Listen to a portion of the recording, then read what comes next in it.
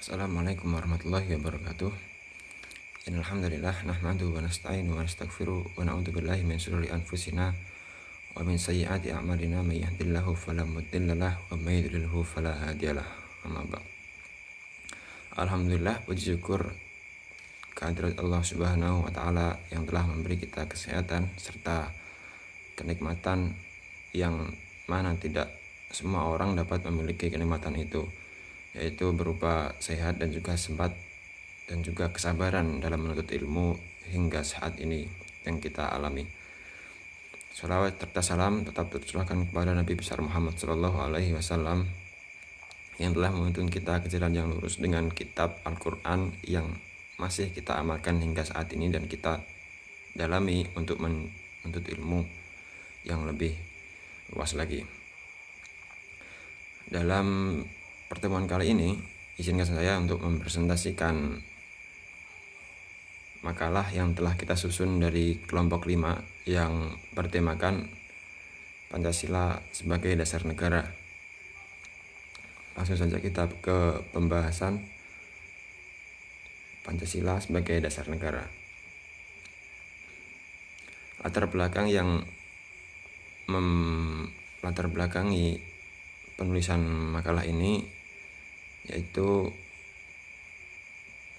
dikarenakan latar belakang Pancasila adalah kaidah dasar bagi negara. Oleh karena Pancasila dimuat pada pembukaan Undang-Undang Dasar 1945, maka undang-undang pun menjadi kaidah dasar negara. Dalam hal ini bisa dikatakan bahwa pembukaan merupakan tertib tertinggi yang memuat hal-hal yang fundamental negara, yaitu tujuan negara, bentuk negara, dan asas kerohanian negara. Maka berikut kami sajikan bagaimana hubungan Pancasila dengan pembukaan Undang-Undang Dasar Negara 1945. Mari kita bahas di slide berikutnya. Pancasila sebagai dasar negara. Yang pertama kan kita bahas dari bab berikut, ada 3 subbab. Yang pertama, hubungan Pancasila dengan pembukaan Undang-Undang Dasar 1945. Yang kedua, penjabaran Pancasila dalam pasal-pasal yang tertulis pada Undang-Undang Dasar 1945. Dan yang ketiga, implementasi Pancasila dalam pembuatan kebijakan negara dalam bidang politik, ekonomi, sosial, budaya, dan hankam. Langsung saja kita ke subbab yang pertama, yakni hubungan Pancasila dengan pembukaan Undang-Undang Dasar 1945. Pembahasan pertama kali ini mulai dari hubungan Pancasila dengan pembukaan Undang-Undang 1945. Perlu kita ketahui di negara kita, di Indonesia, Undang-Undang Dasar 1945 sebagai sumber hukum tertinggi dan Pancasila sebagai tata tertib hukum bangsa Indonesia.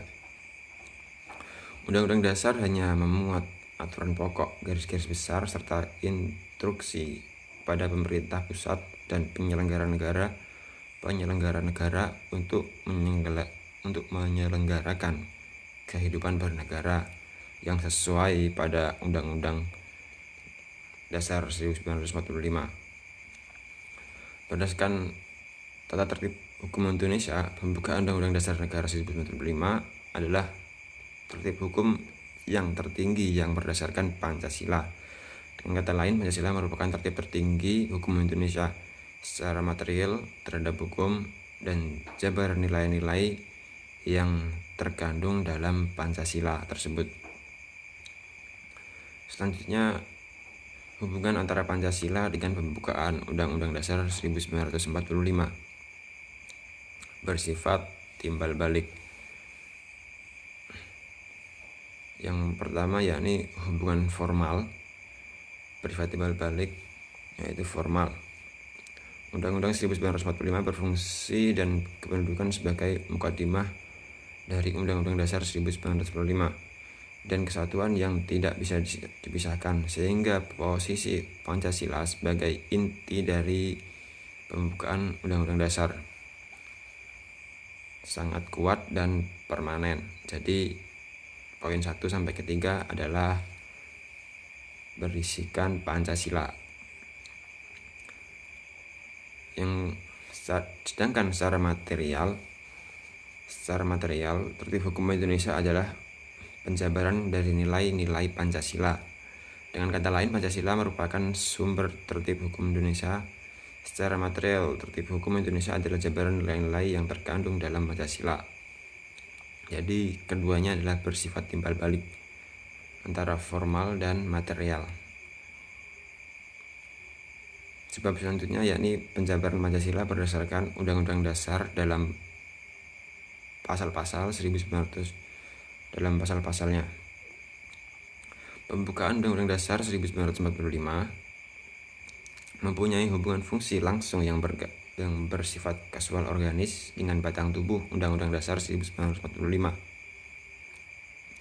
Karena isi dalam pembukaan dijabarkan dalam pasal Undang-Undang Dasar, maka pembukaan UUD pun memuat dasar filsafat negara dan merupakan satu kesatuan, seperti yang telah kita bicarakan di slide sebelumnya. Sifat hubungan antara masing-masing bagian pembukaan dengan batang Undang-Undang Dasar 1945.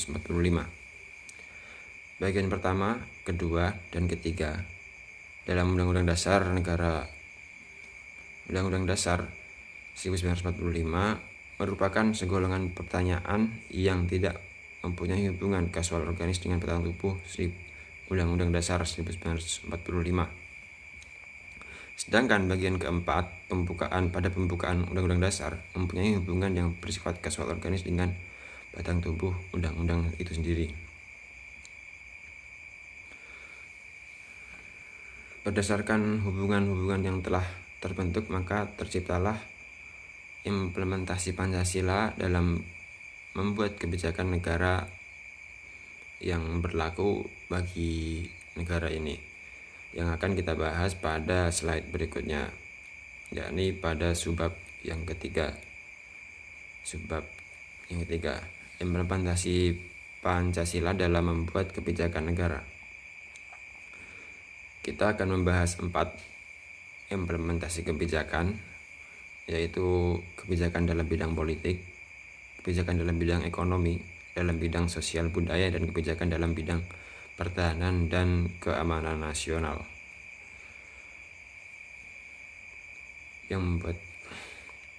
Mari kita bahas di slide berikutnya implementasi Pancasila dalam pembuatan kebijakan pada bidang politik.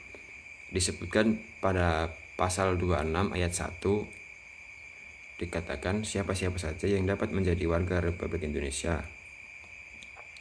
Pasal 26 ayat 2 menyatakan bahwa penduduk ialah warga negara Indonesia dan orang asing yang bertempat tinggal di Indonesia berbeda dengan warga negara Indonesia adalah secara sah menjadi warga negara Indonesia.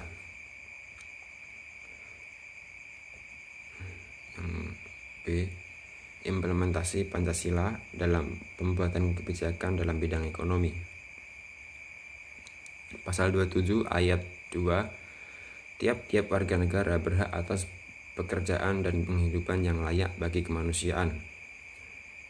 Pasal 33 ayat 1, perekonomian disusun sebagai usaha bersama agar berdasar asas kekeluargaan. Ayat 2, cabang-cabang produksi yang bagi negara dan yang menguasai hajat hidup orang banyak dikuasai oleh negara. Ayat 3, bumi, air, dan kekayaan alam yang terkandung di dalamnya dikuasai oleh negara dan dipergunakan secara bersama untuk kemakmuran rakyat. Yang ketiga, implementasi Pancasila dalam pembuatan kebijakan pada bidang sosial budaya. Menyebutkan pasal 29 ayat 1, negara berdasarkan ketuhanan yang Maha Esa menegaskan kepercayaan bangsa Indonesia terhadap Tuhan. Ayat 2, negara menjamin kemerdekaan tiap-tiap penduduk untuk memeluk agama masing-masing dan beribadat menurut agama dan keyakinan. Pasal 31 ayat 1, tiap warga negara berhak mendapat pendidikan. Sedangkan ayat 2, setiap warga negara wajib mengikuti pendidikan dasar dan pemerintah wajib membiayainya.